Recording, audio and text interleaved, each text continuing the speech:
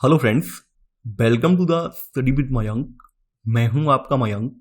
हम लोगों की यहां पर यूपीएससी प्रीलिम्स एग्जाम 2023 के लिए मॉक टेस्ट की सीरीज चल रही है। आज आपका इसी क्रम में मॉक टेस्ट 14 है। तो चलिए स्टार्ट करते हैं आज का वीडियो। देखते हैं मैं क्या क्या डिस्कस करना है यहाँ पर। आज का पहला प्रश्न है, प्रारंभिक सार्वजनिक पेशकश इनिशियल पब्लिक ऑफरिंग, जिसको शॉर्ट में आईपीओ कहते हैं, के संदर्भ में निम्नलिखित में से कौन सा कथन सही नहीं है। प्रारंभिक सार्वजनिक पेशकश प्राथमिक बाजार के माध्यम से लाई जाती है। यह आम लोगों को प्रतिभूतियों की बिक्री है। शेयर बाजार में बड़ी संख्या में आईपीओ का जारी होना स्वस्थ अर्थव्यवस्था का संकेत है। कंपनी के लिए इसकी निश्चित परिपक्वता अवधि होती है। आईपीओ वह प्रक्रिया है जिसके द्वारा एक निजी तौर पर संचालित कंपनी या सरकार के स्वामित्व वाली कंपनी लोगों को या नए निवेशकों को शेयरों की पेशकश करके धन जुटाती है। देखिए, कोई कॉरपोरेट आईपीओ, राइट इश्यू या निजी प्लेसमेंट के माध्यम से प्राथमिक बाजार में पूंजी जुटा सकता है। तो यहां पर आपका ए वाला कथन आपका बिल्कुल सही हो जाएगा। आईपीओ प्राथमिक बाजार में आम लोगों को या सार्वजनिक रूप से प्रतिभूतियों की बिक्री है। तो यहां पर आपका बी वाला कथन ये बिल्कुल सही है। देखिए, अर्थव्यवस्था के संदर्भ में जब बड़ी संख्या में आईपीओ जारी किए जाते हैं तो यह एक स्वस्थ शेयर बाजार और अर्थव्यवस्था का संकेत देते हैं। तो यहां पर आपका सी वाला कथन ये भी सही है। अब देखिए, यहां लिखा हुआ है कंपनी के लिए इसकी निश्चित परिपक्वता अवधि होती है। यह किसी कंपनी के लिए दीर्घकालिक या अनिश्चित परिपक्वता अवधि के साथ धन का सबसे बड़ा स्रोत है। यानी इनकी कोई निश्चित परिपक्वता अवधि नहीं होती है, बल्कि यह दीर्घकालिक या अनिश्चितकालीन होते हैं। तो यहां पर आपका डी वाला गलत हो जाएगा। यहां पर आपका सही आंसर होगा पहले का डी वाला। दूसरा प्रश्न है आपका, निम्नलिखित में से कौन से देश मिन्स्क समझौते के भागीदार हैं? रूस, यूक्रेन, भारत, यूनाइटेड किंगडम। आपको यहां पर कूट का प्रयोग करके सही उत्तर का चयन करना है। देखिए, दो मिन्स्क समझौते हुए हैं। एक तो पहला मिन्स्क समझौता जो हुआ है वो हुआ है सन 2014 में और ये हुआ है सितंबर में।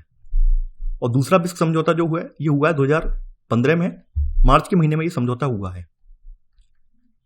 तो प्रथम मिन्स्क समझौते के हस्ताक्षरकर्ताओं में रूस, यूक्रेन, इसके अलावा इसमें यूरोपीय सुरक्षा और सहयोग संगठन और दोनेत्स्क और लुहांस्क के जो रूस समर्थक नेता थे वो इसमें शामिल थे। वहीं दूसरे वाले में भी यही लोग फिर से शामिल थे। तो मूल रूप से मिन्स्क समझौता जो है रूस और यूक्रेन के बीच में हुआ था। तो यहां पर आपका सही आंसर होगा सेकंड का ए, केवल एक और दो। तीसरा प्रश्न है आपका, निम्नलिखित कथनों पर विचार कीजिए। आपसे पूछा गया है कौन सा कथन यहां पर सही है। पहला है, भारत का मुख्य न्यायाधीश राष्ट्रीय कानूनी सेवा प्राधिकरण का कार्यकारी अध्यक्ष होता है। उच्च न्यायालय के सेवानिवृत्त न्यायाधीश को राज्य विधिक सेवा प्राधिकरण के कार्यकारी अध्यक्ष के रूप में नामित किया जा सकता है। ठीक है, राष्ट्रीय कानूनी सेवा प्राधिकरण या इसको नेशनल लीगल सर्विस अथॉरिटी या फिर इसको शॉर्ट में नालसा भी कहा जाता है। तो नालसा का गठन कानूनी सेवा प्राधिकरण अधिनियम 1987 के प्रावधानों के तहत इसका गठन किया गया था। यानी कि 1987 जो है कानूनी सेवा प्राधिकरण अधिनियम जो है इसके प्रावधानों के तहत इसका गठन किया गया। इसका गठन कब हुआ है? इसका गठन हुआ है 9 नवंबर 1995 को। यानी कभी अस्तित्व में आया है? ये आया है 1995 में अस्तित्व में आया है। तो नालसा को समाज के कमजोर वर्गों को मुफ्त और सक्षम कानूनी सेवाएं प्रदान करने के लिए एक राष्ट्रव्यापी नेटवर्क स्थापित करने हेतु इसे लागू किया गया था। अब बात करते हैं इसके कार्यकारी अध्यक्ष की। देखिए, भारत के सर्वोच्च न्यायालय के जो दूसरे वरिष्ठतम न्यायाधीश होते हैं, यानी भारत के एक तो पहले नंबर पर जो आते हैं सीजेआई होते हैं सुप्रीम कोर्ट में, जिसको हम चीफ जस्टिस ऑफ इंडिया कहते हैं, मुख्य न्यायाधीश कहते हैं। इसके बाद इनके बाद जो सेकंड नंबर पर जो न्यायाधीश होते हैं सुप्रीम कोर्ट में वो इसके कार्यकारी अध्यक्ष होते हैं, ना कि सीजेआई। तो यहां पर आपका पहला वाला कथन गलत हो जाएगा। अब आगे जो है राज्य विधिक सेवा प्राधिकरण की बात हो रही है। तो देखिए, राज्य विधिक सेवा प्राधिकरण की अध्यक्षता राज्य उच्च न्यायालय के मुख्य न्यायाधीश करते हैं, जो इसके मुख्य संरक्षक होते हैं। उच्च न्यायालय के एक सेवारत या सेवानिवृत्त न्यायाधीश को इसके कार्यकारी अध्यक्ष के रूप में नामित किया जाता है। यानी इसके जो राज्य विधिक सेवा प्राधिकरण है इसके कार्यकारी अध्यक्ष जो होते हैं वो कौन होते हैं? वो सेवानिवृत्त न्यायाधीश होते हैं, जिन्हें इसका कार्यकारी अध्यक्ष नामित किया जाता है। तो यहां पर आपका सेकंड वाला कथन सही है। तो यहां पर आपका सही आंसर होगा तीसरे का बी, केवल 2। चौथा प्रश्न है आपका, निम्नलिखित में से कौन सा कारक किसी भी स्थान पर वायु के तापमान को नियंत्रित करता है? अक्षांश, तुंगता, वायु संहति का परिसंचरण, महासागरीय धाराएं। आपको यहां पर कूट का प्रयोग करके सही उत्तर का चयन करना है। देखिए, इसके बारे में मैंने आपको क्लास 11 की एनसीईआरटी ज्योग्राफी में नोट्स भी बनवाए थे। किसी भी स्थान पर वायु का तापमान 6 कारकों से प्रभावित होता है, जिनमें पहला कारक होता है उस स्थान का अक्षांश, दूसरा कारक होता है उस स्थान की समुद्र से तुंगता, तीसरा कारक होता है वायु संहति का परिसंचरण, चौथा कारक होता है उष्ण एवं ठंडी महासागरीय धाराओं की उपस्थिति। इसमें पांचवा जो कारक होता है वो है समुद्र से उस स्थान की दूरी, और छठवां कारक होता है स्थानीय कारक। तो ये 6 कारक जो हैं ये किसी भी स्थान के वायु के तापमान को नियंत्रित करते हैं। तो यहां पर आपका आंसर होगा चौथे का डी वाला, यानी 1, 2, 3 और 4।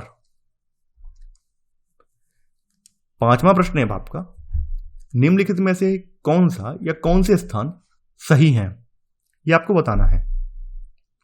महासागरीय पर्वतीय चट्टानें महाद्वीपीय पर्वतीय चट्टानों से पुरानी हैं। मध्य महासागरीय कटक के साथ ज्वालामुखी उद्गार सामान्य है। आपको यहां पर कूट का प्रयोग करके सही उत्तर का चयन करना है। देखिए, यहां पर बात करें पहले वाले कथन की, तो महासागरीय पर्वतीय की चट्टानें महाद्वीपीय पर्वतीय की चट्टानों की अपेक्षा अधिक नई हैं।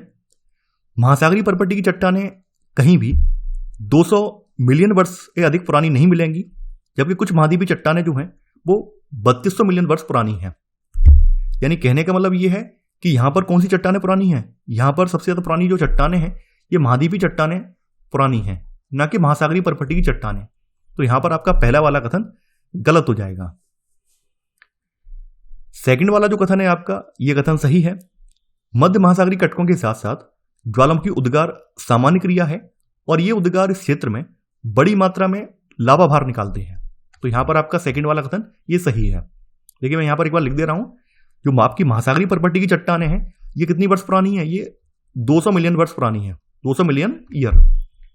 और महाद्वीपीय पर्वतीय की जो चट्टानें हैं कितने वर्ष पुरानी है, ये 3200 मिलियन ईयर पुरानी है। तो आपको बात स्पष्ट हो गई होगी कौन सी नई है कौन सी पुरानी है। यानी महासागरीय पर्वतीय की चट्टानें हैं ये नवीन है, जबकि महाद्वीपीय पर्वतीय की चट्टानें वो है जो काफी पुरानी है। तो यहां पर आपका सही आंसर होगा पांचवें का बी वाला, केवल 2। छठवां प्रश्न है आपका, निम्नलिखित कथनों पर विचार कीजिए। आपसे पूछा गया है कौन सा कथन यहां पर सही है। पहला है, मेदराम यात्रा भारत का सबसे बड़ा मेला है। मेदराम यात्रा महोत्सव हर 2 वर्ष में तेलंगाना के मेदराम गांव में आयोजित किया जाता है। देखिए, मेदराम यात्रा की बात करें तो मेदराम यात्रा भारत के तेलंगाना राज्य में मनाए जाने वाले देवियों के सम्मान का एक आदिवासी त्योहार है। ऐसा माना जाता है कि कुंभ मेले के बाद मेदराम यात्रा देश में भक्तों की सबसे बड़ी संख्या को आकर्षित करता है। तो यहां पर पहला वाला कथन गलत हो जाएगा। यानी ऐसा माना जाता है कुंभ के बाद है ये, ध्यान देना। यहां पे मैंने स्टेटमेंट में बोला है कि कुंभ के बाद दूसरा बड़ा मेला है ये, ना कि देश का सबसे बड़ा मेला। तो यहां पर आपका पहला वाला कथन गलत हो जाएगा। यात्रा जो है तेलंगाना के मुलुगु जिले के, तेलंगाना का जो जिला है उसका नाम भी मैं लिख दे रहा हूं, इसका नाम है मुलुगु। तो मुलुगु जिले के तड़वई मंडल के मेदराम में शुरू होता है और यह हर 2 वर्ष में आयोजित किया जाता है। तो यहां पर आपका सेकंड वाला कथन सही है। तो यहां पर आपका सही आंसर होगा छठवें का बी, केवल 2। 7वां प्रश्न है आपका, प्रायद्वीपीय नदियों के संदर्भ में निम्नलिखित कथनों पर विचार कीजिए। आपसे पूछा गया है कौन सा कथन यहां पर सही है। पहला है, कृष्णा सबसे बड़ी प्रायद्वीपीय नदी है। नर्मदा का उद्गम अमरकंटक की पहाड़ियों से होता है। हेमावती और कावेरी की सहायक नदियां हैं। देखिए, पहला वाला कथन आपका गलत है। प्रायद्वीपीय भारत की सबसे बड़ी जो नदी है वो गोदावरी है, ना कि कावेरी। और गोदावरी का उद्गम जो है महाराष्ट्र के नासिक जिले में पश्चिमी घाट के ढलानों से होता है। गोदावरी की लंबाई जो है करीबन 1500 किलोमीटर के लगभग है, और ये जल अपना जो है बंगाल की खाड़ी में अपना जल गिराती है। तो आपका पहला वाला कथन गलत हो जाएगा। नर्मदा नदी का उद्गम मध्य प्रदेश में अमरकंटक पहाड़ियों से होता है, और यह भ्रंशन के कारण बनी भ्रंश घाटी में पश्चिम की ओर बहती है। तो यहां पर आपका सेकंड वाला कथन सही है। हेमावती और कौन सी है, काबिनी कावेरी। देखिए हेमावती और काबिनी कावेरी की सहायक नदियां हैं, तो यहां पर आपका थर्ड वाला कथन बिल्कुल सही है। तो यहां पर आपका सही आंसर होगा सी वाला, केवल 2 और 3। 8वां प्रश्न है आपका, मालविनस द्वीप स्थित है दक्षिण अमेरिका के दक्षिण पूर्वी तट पर, दक्षिण अमेरिका के पश्चिम पूर्वी तट पर, सैंडविच द्वीप समूह के दक्षिण में, गप द्वीप समूह के उत्तर पूर्व में। तो चलिए इसके लिए मैप पर चलते हैं। देखिए आपके सामने यहां पर आपका जो मालविनस द्वीप है, इसको फॉकलैंड द्वीप या स्पेनिश आइलास मालविनस भी कहा जाता है। तो ये कहां पर है, साउथ अटलांटिक ओशियन में, यानी यह दक्षिण अटलांटिक महासागर में यूनाइटेड किंगडम का यानी यूके का एक आंतरिक स्वशासी समुद्र पारी क्षेत्र है। फॉकलैंड द्वीप या फिर मालविनस जो द्वीप है, इसके 2 पार्ट हैं, एक तो वेस्टर्न पार्ट है, वेस्ट फॉकलैंड है, और एक ईस्ट फॉकलैंड है। जिसका पूर्वी फॉकलैंड वाला हिस्सा है, इसमें प्रमुख राजधानी शहर स्टैनले स्थित है। वहीं जो इसका वेस्ट फॉकलैंड है, तो वेस्ट फॉकलैंड में लगभग 200 छोटे छोटे द्वीप और शामिल है। तो यहां पर आपका सही आंसर होगा 8वें का ए, यानी यह दक्षिण अमेरिका के दक्षिण पूर्वी तट पर पड़ता है। 9वां प्रश्न है आपका, लोकपाल के संदर्भ में निम्नलिखित कथनों पर विचार कीजिए। आपसे पूछा गया है कौन सा कथन सही है। लोकपाल एक बहुसदस्यीय निकाय है। सदस्यों की नियुक्ति राष्ट्रपति द्वारा चयन समिति की सिफारिश पर की जाती है। देखिए लोकपाल की बात करें तो लोकपाल तथा लोकायुक्त अधिनियम 2013, इसने संघ के लिए लोकपाल और राज्यों के लिए लोकायुक्त संस्था की व्यवस्था की है। ये संस्थाएं बिना किसी संवैधानिक दर्जे वाले वैधानिक निकाय हैं। लोकपाल एक बहुसदस्यीय निकाय है जिसका गठन एक चेयरपर्सन और अधिकतम 8 सदस्यों से मिलकर हुआ है। तो यहां पर आपका पहला वाला कथन सही है, यानी इसमें एक चेयरपर्सन है और इसमें 8 अन्य सदस्य हैं। सेकंड वाला जो कथन है आपका, यह कथन भी सही है। सदस्यों की नियुक्ति चयन समिति की सिफारिश पर राष्ट्रपति द्वारा की जाती है। लोकपाल संस्था के जो चेयरपर्सन हैं और जो सदस्य हैं, इनका कार्यकाल 5 साल या फिर 70 वर्ष, जो भी पहले हो, 5 ईयर या 70 वर्ष की आयु तक रहता है। तो यहां पर आपका 1 और 2 दोनों ही कथन सही है। तो आपका सही आंसर होगा 9वें का सी, यानी 1 और 2 दोनों। 10वां प्रश्न है बाप, निम्नलिखित कथनों पर विचार कीजिए। आपसे पूछा गया है कौन सा कथन सही है। जेट स्ट्रीम वहां विकसित होती हैं जहां अलग अलग तापमान की वायु राशियां मिलती हैं। शीत उपोष्णकटिबंधीय पश्चिमी जेट स्ट्रीम पूरे पश्चिम और मध्य एशिया में पश्चिम से पूर्व की ओर बहती है। देखिए जेट स्ट्रीम एक भूस्थैतिक वायु है जो क्षोभ मंडल की ऊपरी परतों के माध्यम से 20,000 से लेकर 50,000 फीट की ऊंचाई पर पश्चिम से पूर्व दिशा में क्षैतिज रूप से बहती है, यानी ये पश्चिम से पूर्व दिशा में क्षैतिज रूप से ये बहती है। जेट स्ट्रीम वहां विकसित होती है जहां अलग अलग तापमान की वायु राशियां मिलती हैं। तो यहां पर आपका पहला वाला कथन बिल्कुल सही है। यहां पर आपका सेकंड वाला कथन ये भी सही है। शीत उपोष्णकटिबंधीय पश्चिमी जेट स्ट्रीम पूरे पश्चिम और मध्य एशिया में पश्चिम से पूर्व की ओर बहती है। तो यहां पर आपका सेकंड वाला कथन ये भी सही है। तो यहां पर आपका 1 और 2 दोनों ही कथन सही है। तो आपका सही आंसर होगा 10वें का सी, यानी 1 और 2 दोनों। 11वां प्रश्न है आपका, पूर्व व्यापी कर संबंध में निम्नलिखित कथनों पर विचार कीजिए। आपसे पूछा गया है कौन सा कथन सही है। यह कर अतीत में किए गए लेन देन पर आरोपित किया जाता है। पूर्व व्यापी कराधान का उद्देश्य कराधान नीतियों में किसी भी विचलन को ठीक करना है जो अतीत में किसी कंपनी को कमी का फायदा उठाने का अवसर प्रदान करता है। ठीक है, पूर्व व्यापी कर अतीत में किए गए लेन देन पर आरोपित किया जाता है। तो यहां पर आपका पहला वाला कथन बिल्कुल सही है। पूर्व व्यापी कर की बात करें तो कई देश इस कराधान नीति का प्रयोग कराधान में किसी भी विसंगति को ठीक करने के लिए करते हैं जिन्होंने अतीत में कंपनियों को इस तरह की खामियों का फायदा उठाने की अनुमति दी थी। तो पूर्व व्यापी कराधान उन कंपनियों को प्रभावित करता है जिन्होंने जानबूझकर या अनजाने में कर नियमों की अलग अलग व्याख्या की थी। तो यहां पर आपका सेकंड वाला कथन ये भी सही हो जाएगा। यहां पर आपका 1 और 2 दोनों ही कथन सही है। तो आपका सही आंसर है 11 का सी, यानी 1 और 2 दोनों। 12वां प्रश्न है आपका, भारत के निम्नलिखित में से किस स्थान पर खारे पानी का मगरमच्छ पाया जाता है। सुंदरबन, भितरकनिका राष्ट्रीय उद्यान, अंडमान और निकोबार द्वीप समूह, आपको यहां पर कूट का प्रयोग करके सही उत्तर का चयन करना है। देखिए, खारे पानी के मगरमच्छ को एस्चुरिन क्रोकोडाइल भी बोला जाता है। नाम मैं लिख दे रहा हूं, इसको एस्चुरिन क्रोकोडाइल कहा जाता है। और एस्चुरी का मतलब आपने पढ़ा ही होगा। एस्चुरी वह होती है जहां पर ताजा जल सीधे खारे जल में ऊंचाई से आकर गिरता है, उस जगह को एस्चुरी बोला जाता है। तो एस्चुरी वाला जो एस्चुरिन क्रोकोडाइल है, यह महासागरों में खारे पानी को भी सहन कर सकता है और ज्वारी धाराओं का उपयोग करके खुले समुद्र में लंबी दूरी की यात्रा भी कर सकता है। तो यह जो मगरमच्छ है, यह मगरमच्छ ओडिशा के भितरकनिका राष्ट्रीय उद्यान, पश्चिम बंगाल में सुंदरबन और अंडमान और निकोबार द्वीप समूह में ये पाया जाता है। यानी इन तीनों ही स्थानों पर ये पाया जाता है। तो आपका सही आंसर होगा 12 का यहां पर डी, यानी 1, 2 और 3। 13वां प्रश्न है आपका, निम्नलिखित कथनों पर विचार कीजिए। आपसे पूछा गया है कौन सा कथन यहां पर सही है।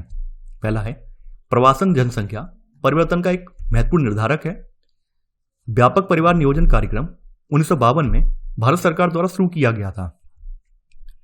देखिए, प्रवासन जनसंख्या परिवर्तन का एक महत्वपूर्ण निर्धारक है। यह न केवल जनसंख्या का आकार बदलता है, बल्कि आयु और लिंग संरचना के संदर्भ में शहरी और ग्रामीण आबादी की जनसंख्या के संघटक को भी परिवर्तित करता है।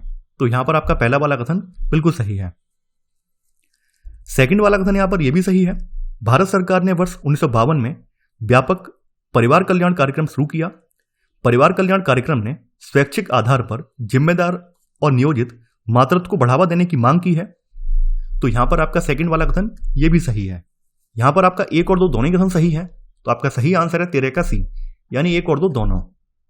14वां प्रश्न है आपका, धन्यवाद प्रस्ताव के संदर्भ में निम्नलिखित में से कौन सा या कौन से कथन सही हैं। राष्ट्रपति के संबोधन के तुरंत बाद इसकी चर्चा की जाती है। धन्यवाद प्रस्ताव संशोधन योग्य है। आपको यहां पर कूट का प्रयोग करके सही उत्तर का चयन करना है। देखिए, प्रत्येक आम चुनाव के पहले सत्र के प्रारंभ में और वित्तीय वर्ष के पहले सत्र में राष्ट्रपति सदन को संबोधित करता है और इस संबोधन में राष्ट्रपति पूर्ववर्ती वर्ष और आगामी वर्ष में सरकार की नीतियों और कार्यक्रमों को रेखांकित करता है।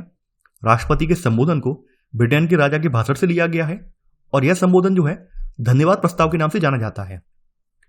तो संबोधन पर चर्चा जो है उसके प्रस्तुत होने के कुछ दिनों बाद होती है, न कि तुरंत बाद। ये तुरंत बाद नहीं होती है, बल्कि कुछ दिनों का गैप देकर इस पर चर्चा होती है। तो यहां पर आपका पहला वाला कथन गलत हो जाएगा।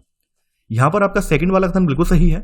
धन्यवाद प्रस्ताव संशोधन योग्य है। देखिए, धन्यवाद प्रस्ताव में संशोधन के नोटिस राष्ट्रपति के अभिभाषण के बाद ही दिए जा सकते हैं। तो यहां पर आपका सही आंसर होगा 14 का बी, केवल 2। 15वां प्रश्न है आपका, निम्नलिखित में से कौन सा संगठन फ्रंटियर्स रिपोर्ट प्रकाशित करता है। विश्व आर्थिक मंच, विश्व बैंक, संयुक्त राष्ट्र पर्यावरण कार्यक्रम या नीति आयोग। संयुक्त राष्ट्र पर्यावरण कार्यक्रम द्वारा फ्रंटियर्स रिपोर्ट जारी की जाती है। देखिए, फ्रंटियर्स रिपोर्ट जो 2022 वाली है, इसमें 3 पर्यावरणीय मुद्दों की पहचान की गई है, जिसमें पहला मुद्दा जो है शहरी ध्वनि प्रदूषण है, दूसरा मुद्दा जो है वनाग्नि है और तीसरा जो है फेनोलॉजिकल बदलाव है। तो यहां पर आपका सही आंसर होगा 15 का सी वाला। 16वां प्रश्न है आपका, निम्नलिखित कथनों पर विचार कीजिए। ये वन ज्यादातर हिमालय के दक्षिणी ढलानों में आच्छादित हैं। ये ज्यादातर गुर्जर और बकरवाल जैसी खानाबदोश जनजातियों द्वारा चरागाह के लिए उपयोग किए जाते हैं। जंगली भेड़, याक, भालू इन जंगलों में पाए जाने वाले आम जानवर हैं।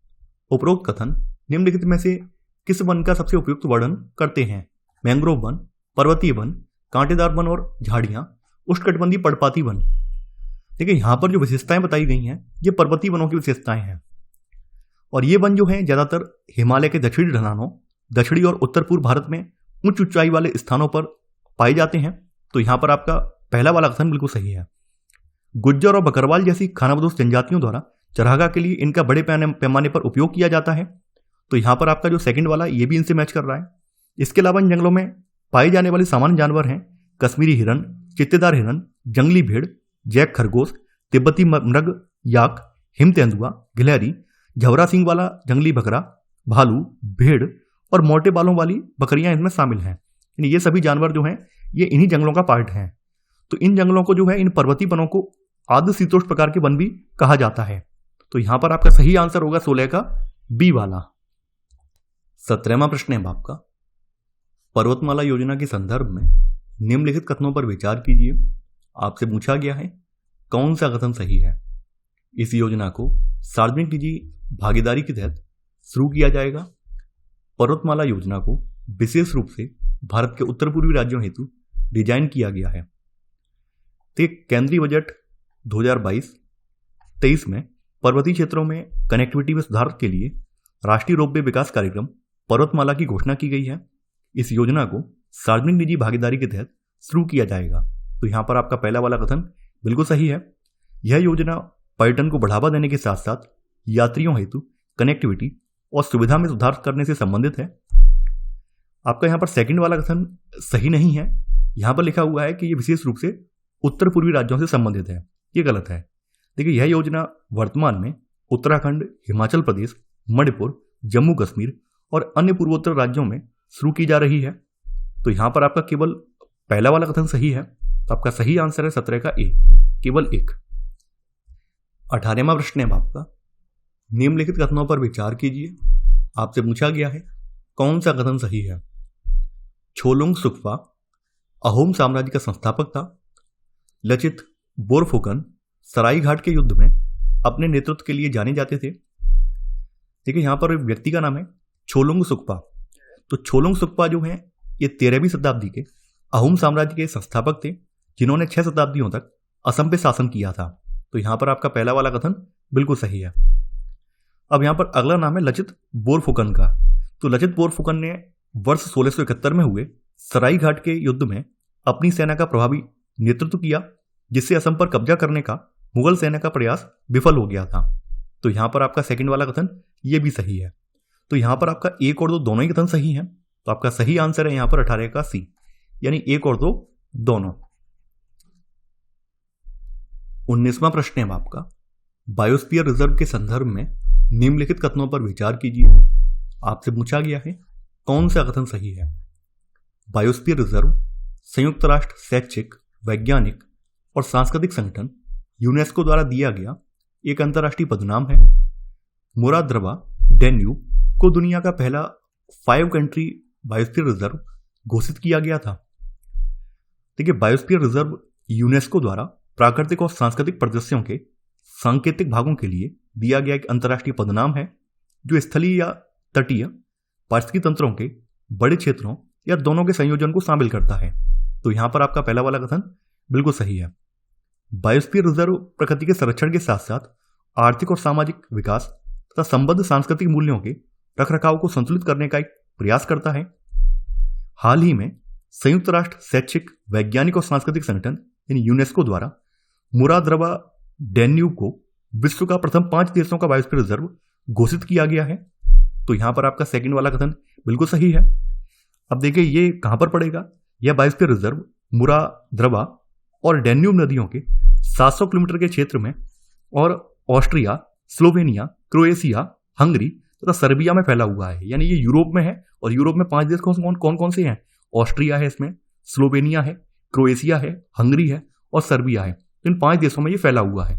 तो यहाँ पर आपका 1 और 2 दोनों कथन सही है। तो आपका सही आंसर होगा 19 का सी, यानी 1 और 2 दोनों। 20वां प्रश्न है आपका, निम्नलिखित कथनों पर विचार कीजिए। आपसे पूछा गया है कौन सा कथन सही है। गंडक नेपाल हिमालय में धौलागिरी और माउंट एवरेस्ट के बीच से निकलती है। शारदा या सरयू नदी का उद्गम नेपाल हिमालय में मिलाम हिमनद से होता है। कोसी एक पूर्ववर्ती नदी है और इसका उद्गम गढ़वाल पहाड़ियों से होता है। देखिए, सबसे पहले बात कर लेते हैं गंडक नदी की। तो देखिए, गंडक नदी जो है 2 धाराओं, जिसमें एक का नाम है काली गंडक, काली गंडक है, और दूसरा का नाम है त्रिशूल गंगा। तो इनके मिलने से ये बनती है। यह नेपाल हिमालय में धौलागिरी व माउंट एवरेस्ट के बीच निकलती है और मध्य नेपाल में अपवाहित होती है। बिहार के चंपारण जिले में यह गंगा मैदान में प्रवेश करती है और पटना के निकट सोनपुर में यह गंगा नदी में विलीन हो जाती है। तो यहां पर आपका पहला वाला कथन बिल्कुल सही है। अब बात कर लेते हैं शारदा या सरयू की। तो शारदा या सरयू नदी का उद्गम नेपाल हिमालय में मिलाम हिमनद से होता है और वहां इसे गौरी गंगा के नाम से जाना जाता है। नेपाल में इसको किस नाम से, गौरी गंगा के नाम से जाना जाता है। भारत नेपाल सीमा पर इसे काली या चौक कहा जाता है, जहां यह घाघरा नदी में मिल जाती है।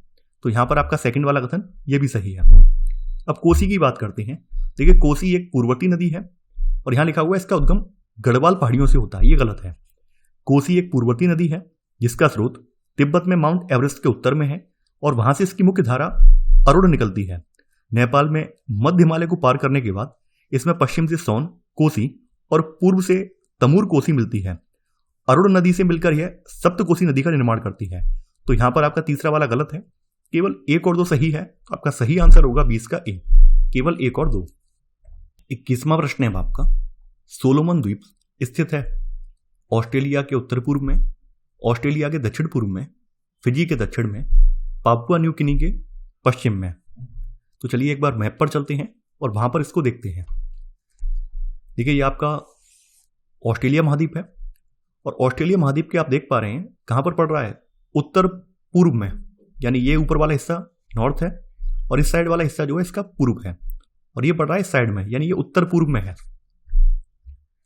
तो यहां पर आपका सही आंसर है ये 21 का ए, यानी ऑस्ट्रेलिया के उत्तर पूर्व में ये स्थित है। 22वां प्रश्न है आपका, अल नीनो के संदर्भ में निम्नलिखित कथनों पर विचार कीजिए। आपसे पूछा गया है कौन सा कथन सही है। अल नीनो एक जलवायु पैटर्न है जो पश्चिमी उष्णकटिबंधीय प्रशांत महासागर में सतही जल के असामान्य रूप से गर्म होने का वर्णन करता है। अल नीनो घटना एक नियमित चक्र है। देखिए अल नीनो एक जलवायु पैटर्न है जो पश्चिमी में नहीं बल्कि ये किसमें, पूर्वी उष्णकटिबंधीय प्रशांत महासागर में सतही जल के असामान्य रूप से तापन की स्थिति को दर्शाता है। तो यहां पर आपका पहला वाला कथन गलत हो जाएगा। देखिए अल नीनो घटना एक नियमित चक्र नहीं है, इसकी भविष्यवाणी नहीं की जा सकती है। ये 2 से लेकर 7 वर्ष के अंतराल पर अनियमित रूप से होती है। तो यहां पर आपका सेकंड वाला कथन ये गलत हो जाएगा। तो यहां पर आपका 1 और 2 दोनों ही कथन गलत हैं। तो यहां पर आपका सही आंसर होगा 22 का डी, ना तो 1 सही है और ना ही 2। 23वां प्रश्न है आपका, वाताग्र के संदर्भ में निम्नलिखित कथनों पर विचार कीजिए। आपसे पूछा गया है कौन सा कथन सही है। जब 2 समान प्रकार की वायु राशियां मिलती हैं तो उनके मध्य सीमा क्षेत्र को वाताग्र कहते हैं। जब गर्म वायु शीतल वायु राशियों की ओर बढ़ती है तो उसके संपर्क क्षेत्र को शीत वाताग्र कहा जाता है। देखिए जब 2 समान प्रकार की नहीं बल्कि जब 2 भिन्न प्रकार की वायु राशियां मिलती हैं तो उनके मध्य सीमा क्षेत्र को वाताग्र कहते हैं। तो यहां पर आपका पहला वाला कथन गलत हो जाएगा। देखिए यदि गर्म वायु राशियां ठंडी वायु राशियों के ऊपर आरोहित होती हैं तो इस संपर्क क्षेत्र को शीत वाताग्र नहीं बल्कि इसको उष्ण वाताग्र कहते हैं। वहीं जब शीतल वायु उष्ण वायु राशियों को ऊपर धकेलती है तो ऐसे वाताग्र को शीत वाताग्र कहते हैं। तो यहां पर आपका सेकंड वाला गलत हो जाएगा। तो यहां पर आपका 1 और 2 दोनों ही गलत हैं। तो आपका आंसर होगा 23 का डी, ना तो 1 सही है और ना ही 2। 24वां प्रश्न है आपका, मिश्रित वित्त के संबंध में निम्नलिखित कथनों पर विचार कीजिए। आपसे पूछा गया है कौन सा कथन सही है। यह उन परियोजनाओं की ओर वाणिज्यिक पूंजी को आकर्षित करता है जो सतत विकास में योगदान करती हैं। मिश्रित वित्त में प्रारंभिक निवेश अक्सर सरकार की ओर से होता है। मिश्रित वित्त विकासशील देशों में सतत विकास की दिशा में अतिरिक्त वित्त जुटाने के लिए विकास वित्त का रणनीतिक उपयोग है। मिश्रित वित्त उन परियोजनाओं के लिए वाणिज्यिक पूंजी को आकर्षित करता है जो निवेशकों को वित्तीय रिटर्न प्रदान करते हुए सतत विकास में योगदान करते हैं। तो यहां पर आपका पहला वाला कथन बिल्कुल सही है। यहां पर आपका सेकंड वाला कथन बिल्कुल सही है। मिश्रित वित्त में प्रारंभिक निवेश अक्सर सरकार की ओर से होता है। तो यहां पर आपका 1 और 2 दोनों ही कथन सही है। तो आपका सही आंसर होगा 24 का सी वाला, यानी 1 और 2 दोनों। 25वां प्रश्न है आपका, लैटेराइट मृदा के संदर्भ में निम्नलिखित कथनों पर विचार कीजिए। आपसे पूछा गया है कौन सा कथन सही है। लैटेराइट मृदा निम्न तापमान और निम्न वर्षा वाले क्षेत्रों में विकसित होती है। लैटेराइट मृदा का अपरदन होने की संभावना रहती है। यह मृदा कॉफी और चाय की खेती के लिए उपयोगी है। देखिए लैटेराइट जो है ये लैटिन शब्द है। लैटिन शब्द एक है लेटर। तो लैटेराइट शब्द जो है लैटिन शब्द लेटर से लिया गया है और इसका अर्थ होता है ईंट। इसका अर्थ होता है ईंट। लैटेराइट मृदा वैकल्पिक रूप से आर्द्र और शुष्क मौसम के साथ उष्णकटिबंधीय और उपोष्णकटिबंधीय जलवायु के तहत विकसित होती है और यह मृदा जो है भारी वर्षा के कारण तीव्र निक्षालन का परिणाम है। यानी इस मृदा में भारी वर्षा की वजह से जो पोषक तत्व होते हैं उनका निच्छालन हो जाता है और पोषक तत्व जो है ऊपरी संस्तरों से निचले संस्तरों में चले जाते हैं। तो यहाँ पर आपका पहला वाला कथन गलत हो जाएगा। यहाँ लिखा हुआ निम्न तापमान और निम्न वर्षा, नहीं, उच्च तापमान उच्च वर्षा वाले क्षेत्रों में ये विकसित होती है। तो आपका पहला वाला कथन गलत हो जाएगा। सेकंड वाला कथन आपका बिल्कुल सही है कि देखिए लेटेराइट मृदा का अपर्दन होने की संभावना रहती है। देखिए लेटेराइट मृदा भूदृश्य पर अपनी स्थिति के कारण अपर्दन और अवक्रमण के लिए संवेदनशील है। तो यहां पर आपका सेकंड वाला कथन बिल्कुल सही है। आपका थर्ड वाला कथन ये सही है। देखिए विशेष रूप से कर्नाटक, केरल और तमिलनाडु के पहाड़ी क्षेत्रों में उपयुक्त मृदा संरक्षण तकनीकों को अपनाने के बाद यह मिट्टी चाय और कॉफी उगाने के लिए बहुत उपयोगी है। तो यहां पर आपका सही आंसर होगा 25 का बी वाला, केवल 2 और 3। तो ये था हमारा आज का वीडियो। आई होप आपको आज का वीडियो पसंद आया होगा। आप लोग इस वीडियो को लाइक और शेयर करना बिल्कुल ना भूलें। तो चलिए आज की बस इतना ही। Thanks for watching. जय हिंद।